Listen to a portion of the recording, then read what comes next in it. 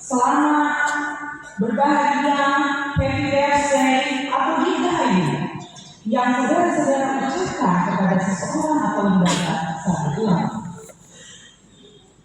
Ucapan itu tidak hanya sekedar sebuah ucapan biasa yang mengingatkan mereka bahwa telah dianugerahkan surga manusia, tetapi ucapan itu ada hal yang pertama, kita yang mengucapkannya mengakui secara tidak langsung kehadiran mereka. Tetapi ucapan-ucapan ini juga ada doa dan berkat. Selamat artinya bebas dari berbagai masalah-masalah. Bahkan happy birthday ada harapan untuk tetap bahagia, sukacita menjalani hari-hari itu. Dan dirgahayu itu bukan sekedar umur panjang, tetapi karena melibatkan persekutuan, maka ada harapan untuk harus. Yang menarik Bapak Ibu anak-anak sekalian, sejak ditetapkan seseorang, bahkan ketika ia tidak disukai karena kejahatan yang tidak bisa ditoleransi, pada saat ia berulang tahun, tetap ada doa dan harapan yang disampaikan kepada.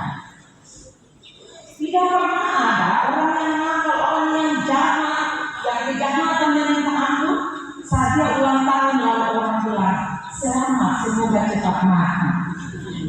Tidak pernah ada orang yang selamat, lalu Tuhan ambil sesudah, karena saya selalu jahat. Bahkan di hari ulang tahunnya akan diberikan kado spesial, bisa saja disusun uang merah, biru, lalu dikasih. Tidak pernah ada kado ulang tahun itu orang kasih ulang kepada orang yang sangat jasa. Itu berarti saudara-saudara bahwa ucapan ulang tahun itu adalah sebuah penghargaan terhadap kehidupan. Apapun kondisi orang yang berulang tahun, tapi tetap ada harapan yang baik lagi. Mengapa? Karena orang yang bisa menikmati kehidupan dan berkarya dalam karya-karya yang baik selama dia hidup. Saat dia mati, dia tidak akan pernah berkarya. Dia hanya bisa dikenal dengan satu nama saja yang sama, almarhum atau almarhum. Itu berarti bahwa ulang tahun itu adalah momen spesial, momen penting, momen di mana segala doa dan harapan itu dibangun di sana. Di satu sisi Bapak Ibu terkadang orang juga lupa ulang tahun. Nanti bilang mau sibuk sampai lupa bahwa Tuhan telah menganugerahkan satu kali musik. Di dunia yang serba terbuka dengan kejadian dunia ini, maka yang lebih unik lagi untuk bisa ucapkan selamat ulang tahun ke orang yang paling jauh, yang atau sentral dia membuka itu sama dan fotokopi. Tapi orang yang ada memasak, ada yang ramah sakit ditolak, ada yang batu ada yang batu kasina untuk minum obat sakit, lupa kasih cara. Itulah dinamika kehidupan di dunia yang semakin terbuka. Hari ini juga penuh dengan ucapan-ucapan selamat ulang tahun, dirgahayu untuk gereja Protestan. Bahkan yang luar biasa lagi karena tema, maka beranda ini juga dipenuhi dengan foto-foto keluarga. Kita bisa melihat, oh ini suaminya, ini istrinya, ini anaknya. Hari ini sebuah pergerakan besar itu juga terbuka bahwa ternyata di hari ulang tahun ini juga warga gereja memperkenalkan siapa orang-orang yang terdekat dalam hidup. Bapak Ibu saudara-saudara yang Tuhan Yesus kasih, dalam memaknai 90 tahun gereja Protestan itu, kita akan belajar dari Markus 4 ayat 1 sampai 9 yang bertumbuh dalam sebuah kondisi yang luar biasa, di mana kekristenan waktu itu bertumbuh di dalam sebuah kondisi bahwa Roma sebagai sebuah negara sibuk membangun kejayaan politik. Jadi dari sisi negara dijalankan, dirangkum untuk menjadi sebuah kekuatan. Justru kembali dengan kekristenan waktu itu. Mereka justru membangun kelompok sosial kecil. Karena itu di Republik yang lebih condong kepada proses politik yang cenderung keras, syarat konflik justru berbeda sama sekali dari Eklesia yang lebih condong kepada proses harmoni susun. Jadi di satu sisi negara sementara membangun kekuatan dengan politiknya, tapi di sisi lain kekristenan sementara dibangun dengan upaya menjaga hubungan harmoni susun. Selain itu, ketika kelas-kelas dalam masyarakat memperebutkan properti kepemilikan atas barang dan modal yang dianggap sebagai kekuatan bagi identitas seseorang, justru kelompok Kristen memperkuat solidaritas kepada orang miskin atau kosong. Jadi di satu sisi, orang-orang kaya justru menguatkan identitas mereka, nama baik mereka dengan memiliki banyak properti dan modal-modal usaha yang akan memasarkan. Justru kekristenan itu dia bergeser, dia justru memperkuat solidaritas kepada orang miskin dan kosong. Sederhana dapat dikatakan bahwa orang-orang kaya itu justru melihat sesuatu yang tidak bisa didapatkan, tapi kekristenan justru melihat kepada nilai manusia. Gambaran bangsa dalam depois sebuah negara yang besar diberatkan dari demos atau kekuatan rakyat yang bertumbuh pada oikos atau rumah sederhana, tetapi hidup dalam relasi penuh cinta kasih dalam satu rumah tangga. Cuma yang Tuhan Yesus kasih berikan membantu kita melihat kontra narasi itu pada ranah sosial atau hidup sehari-hari. Bahwa pada kelas elit, yaitu para politisi, pemilik kebun, dan juga tentara, mereka suka membeli barang berharga dari para pedagang, tetapi kemudian saling mencemooh. Demikian juga mereka menghias rumah-rumah mereka, lahan-lahan mereka, dan mempekerjakan orang-orang yang berpotensi. Tapi justru mereka yang bekerja itu mengalami kehinaan yang luar biasa. Mereka tidak diakui karena potensi yang mereka alami waktu itu. Akibatnya, orang-orang itu merasa tidak dihormati sesuai dengan kemampuan dan profesinya dan kerap tersingkirkan. Ada tempat yang menjadi rumah mereka waktu itu. Bagi mereka, kelompok kekristenan adalah tempat. Tapi bukan berarti mereka menjadikan kekristenan sebagai tempat lain. Mengapa? Di kelompok ini justru mereka diterima. Mereka justru dihormati. Mereka dapat berkumpul dengan teman, dengan tetangga, bisa berbagi dengan segala sesuatu yang dimiliki, menghabiskan malam bersama tanpa perlu besar, bahkan juga menghibur yang mengalami duka dan sanggup untuk berbagi dengan apapun yang mereka miliki dalam hidup. Sebuah kekuatan kehidupan yang justru saling menguatkan dan memberdayakan waktu itu dimiliki oleh mereka yang menyatakan dirinya terhimpun dalam kekristenan. Bapak Ibu, saudara-saudara yang Tuhan Yesus kasihi, hal ini menunjukkan bahwa sebenarnya kelompok solidaritas yang dibangun dengan hubungan sosial yang harmonis akan memberi sebuah dampak besar, di mana orang akan diterima, orang merasa dihargai, dia merasa potensinya diakui, bahkan justru dari kekuatan-kekuatan kebenaran itu mereka bisa membangun kehidupan yang lebih harmonis. Bapak Ibu, saudara-saudara yang Tuhan Yesus kasihi, belajar dari latar belakang, maka Yesus pun menyatakan perumpamaan tentang penabur. Dalam bacaan kita Markus pasal 4 ayat 1 sampai 9. Ayat 1 di situ katakan, pada suatu kali Yesus mulai mengajar lagi di tepi danau, lalu datanglah orang banyak yang sangat besar jumlahnya mengerumuni dia, sehingga ia naik ke sebuah perahu lalu duduk situ di atas danau, sedangkan orang yang itu semuanya berada di darat di tepi danau.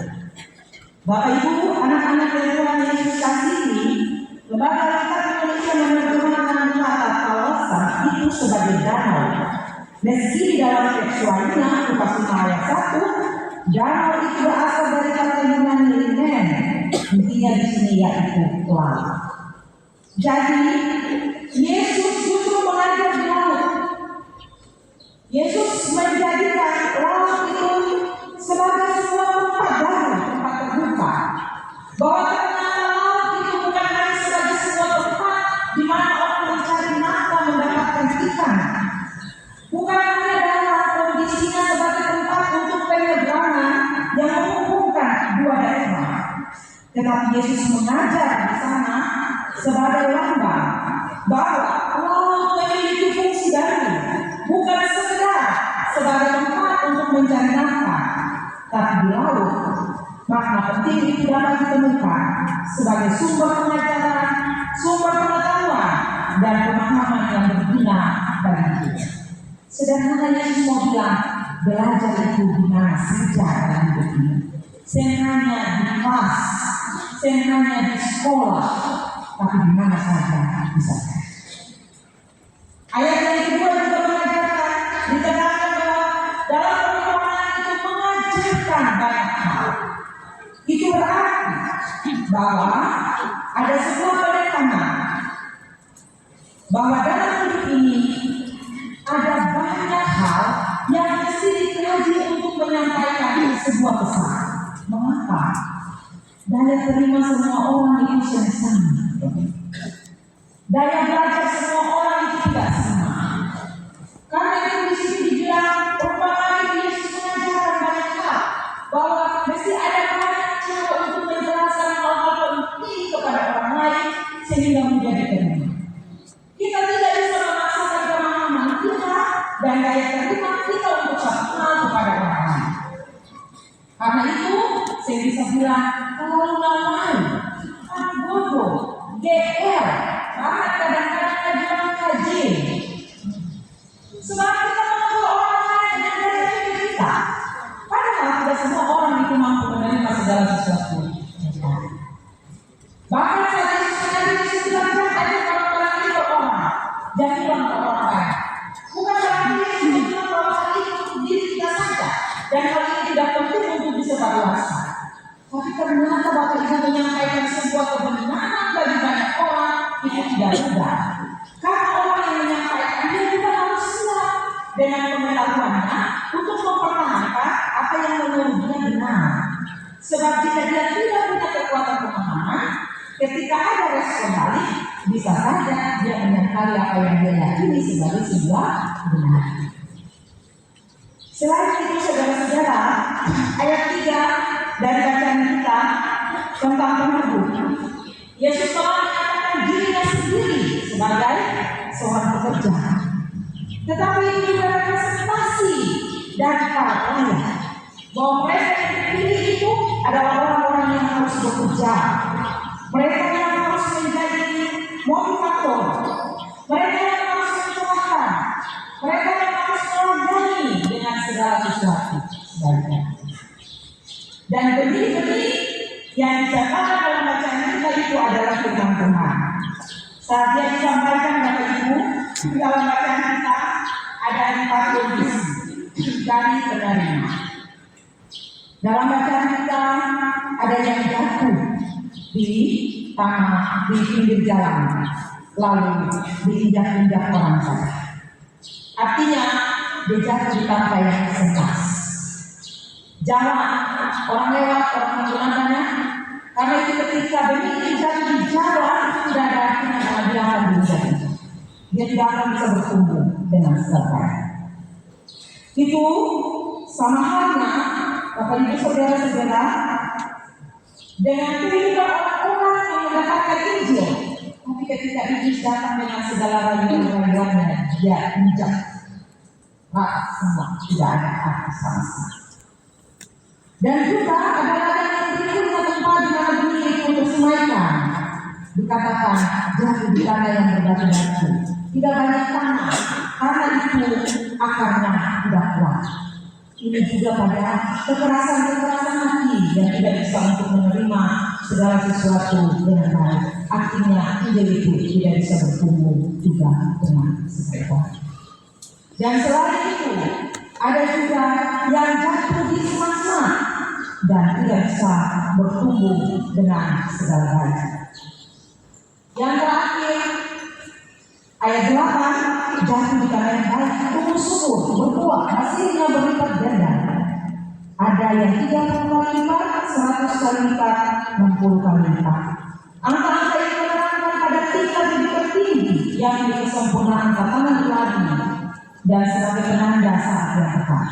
Artinya bahwa kuasa Allah bekerja sehingga menghasilkan buah pada waktu yang tepat. Ada yang 60 kali lipat. Angka yang menerangkan pada telah tumbuh beberapa generasi manusia yang terus hidup karena percaya. Artinya saat ini kita merayakan hidup ini juga Bapak Ibu tidak hanya ada dalam satu generasi, tapi bisa terhitung ada yang sampai 6 generasi. Hal ini menunjukkan waktu yang ada menerangkan 2 kali lipat kekuatan kuasa Allah untuk menyatakan segala kekuatan kuasa. Kesempurnaan tatanan ilahi tampak dari tumbuh dan lahir generasi-generasi baru itu.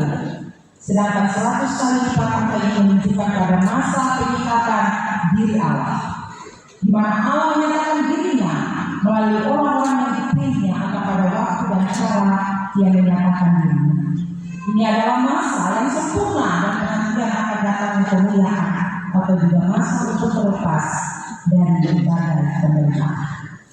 Bapak Ibu, saudara-saudara yang Tuhan Yesus kasihi, dalam merayakan ulang tahun ke-90, maka nilai-nilai yang bisa kita peroleh, yang pertama, laut sebagai ilustrasi tangan Tuhan yang memeluk pulau-pulau.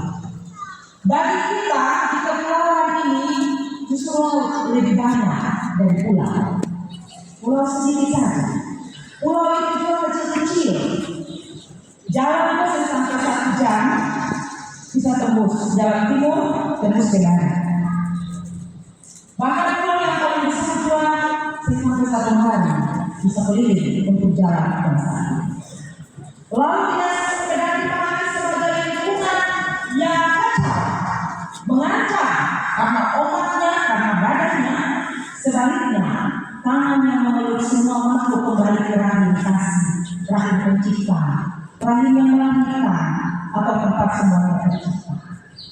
Jadi, hidup di dalam laut bersifat sebagai potensi sumber daya dan segenap makhluk hidup. Artinya kuasa Tuhan yang menghidupkan turut bekerja dari dahulu sampai saat ini di dalam dan dasar-dasar laut, kerja yang tidak kelihatan tetapi memberi kehidupan. Adakah yang dapat kita melihat proses kehidupan di laut? Tidak ada. Tapi pada waktunya orang bisa makan ikan.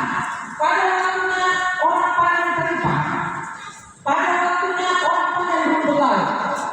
Tetapi proses-proses untuk bertumbuh itu tidak akan bisa dimengerti oleh siapapun. Karena itu bacaan Alkitab ini mengingatkan kita bahwa sebagai mantan kasih Allah yang merangkul pulau-pulau adalah wujud dari kekuatan kuasa yang bekerja dalam sesuatu yang tidak kita ketahui untuk memberi kehidupan. Bahwa ternyata di laut juga Allah menyiapkan kehidupan itu bagi kita, khususnya bagi kita yang hidup yang lautnya lebih banyak saja. Pulau karena dikedalakan dengan semua bentangan topografi dihidupi oleh beraneka makhluk hidup daratan dan dalam tanah serta beragam potensi hayat sebagai bukti bahwa dalam kuasanya yang mencipta Tuhan mengorganisasikan kehidupan yang saling mengisi, saling membutuhkan, saling berbagi di antara semua makhluk. Bahkan setiap makhluk berkoordinasi satu dengan yang lain untuk berbagi kehidupan. Bahwa di dalam itu sebenarnya adalah rumah kita. Pulau itu adalah rumah kita, di mana kita tidak hanya hidup sendiri sebagai manusia, tetapi juga ada makhluk yang lain sebagai wujud dari kita memelihara kehidupan yang Allah anugerahkan. Sedangkan laut pulau bagi kita DPR adalah oikos atau rumah tangga, di mana semua makhluk menjadi bagian dari satu yaitu keluarga rumah tangga. Sebab itu penting membina keluarga rumah tangga dalam saling menolong, membantu, melayani, serta mempertahankan kesatuan keluarga itu sebagai yang tidak bisa dengan mudah diputuskan, dipisahkan, dihancurkan, dilepaskan. Kesatuan itu menjadi tanda dari kesatuan gereja, kesatuan antar makhluk, kesatuan bangsa, seperti pula kesatuan Allah Trinitas, Bapa, Anak, dan Roh Kudus. Bapak Ibu, di usia ke-90 tahun ini, kita diingatkan bahwa GPI itu bertumbuh dan menjadi gereja laut pulau. Artinya, bukan saja di pulau, tapi di laut juga ada gereja. Kita telah diberkati dengan kekayaan yang luar biasa, potensi hidup yang luar biasa, namun sayang kita masih menikmati kesederhanaan hidup, bahkan kemiskinan yang tiada. Kita masih masuk pada kategori itu. Karena apa? Kita hanya berupaya untuk mencukupkan kehidupan kita yang penting hari ini dulu, besok atau pikiran. Ada siang kemarin dulu, sampai malam masih ada di pasar malam dan yang lain-lain. Jadi mindset kita, pikiran kita dan pola hidup kita yang penting hari ini dulu, besok baru cari lagi. Lalu ada yang bilang, buah kita lakukan. Jadi pasrah masih saja nanti Tuhan bekerja. Padahal Allah itu bekerja di dalam kerja-kerja kita. Allah menyempurnakan kerja-kerja kita. Allah tidak pernah bekerja di dalam sesuatu yang tidak dikerjakan oleh manusia. Karena itu Bapak Ibu usia 90 tahun, hendaknya kita mengenai bagian Alkitab yang mengajarkan kepada kita bahwa kita bisa belajar di mana saja dengan seluruh keadaan dan kehidupan kita. Lalu pulau telah menjanjikan kekayaan yang amat besar.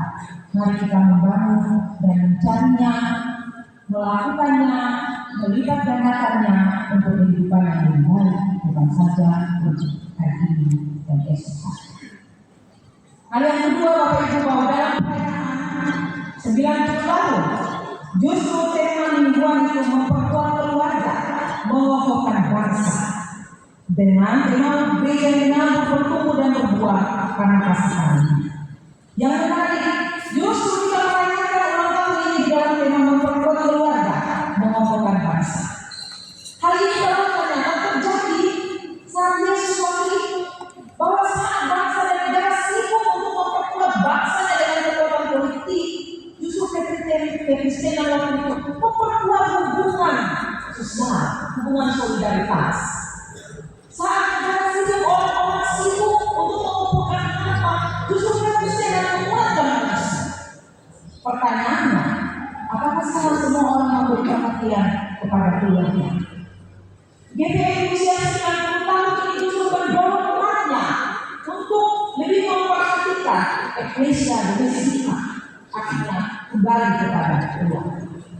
Bapak Ibu sekalian, keluarga kita tidak lagi menjadi basis-basis yang kuat, di mana ada saling menguatkan di situ, di mana ada saling mendoakan di situ, di mana ada saling menerima di situ. Justru kita menguatkan orang-orang di luar keluarga. Kita bisa menerima yang lain karena pujian-pujian manis di media sosial. Tapi kita sulit untuk menerima satu dengan yang lain dalam keadaan nyata, apalagi kalau hiburan keras. Contoh sama Ibu, satu rumah ini tapi bapak WA bisa makan siang kabur. Ada dalam satu rumah ini.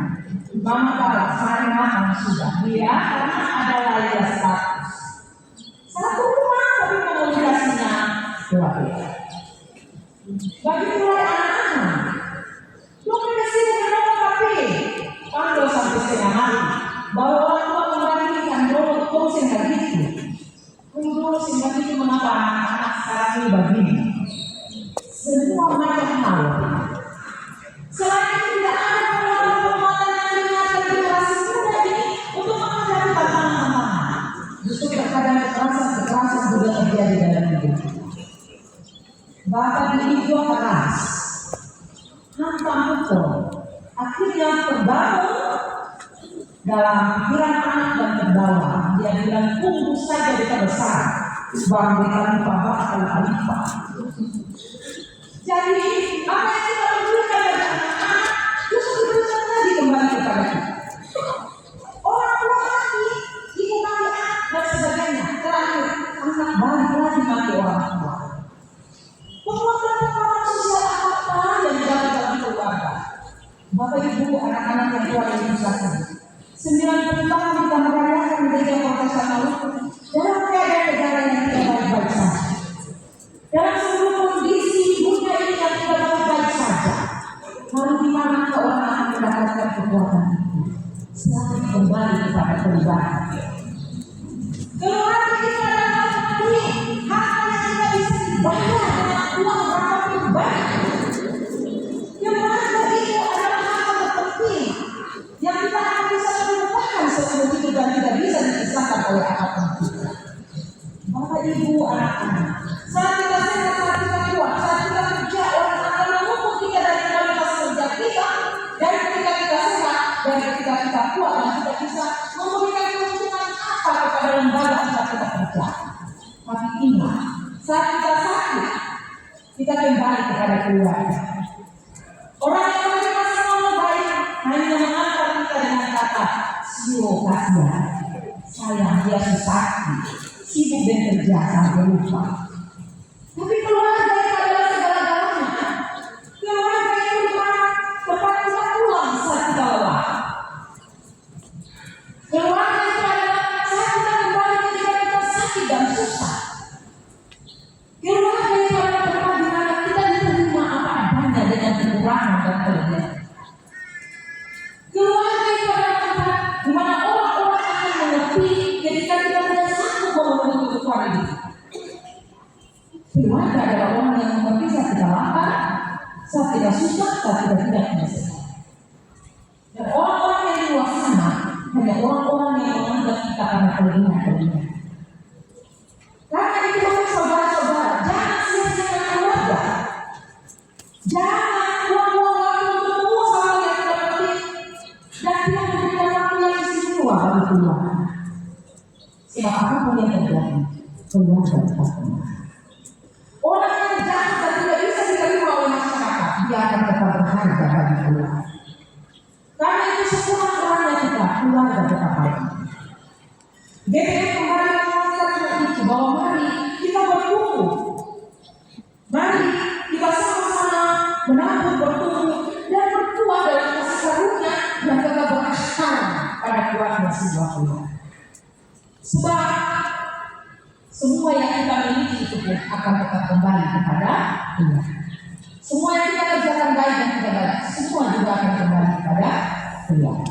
Karena itu mari saudara-saudara, gereja ini selama 90 tahun telah melakukan hal yang luar biasa bagi umat, bagi kalian untuk melakukan tugas-tugas menabur, bertumbuh dan berbuah dengan sebaik. Ingatlah, kita punya kewajiban saat ini untuk menguatkan keluarga-keluarga kita. Saat dunia bergejolak, saat bangsa ini tidak baik-baik saja, rumah itu akan menjadi tempat di mana semua orang akan kembali nyaman dan menikmati hidup dengan sukacita. Ingatlah, Ecclesia Domestica adalah kekuatan dan hidup. Dirgahayu,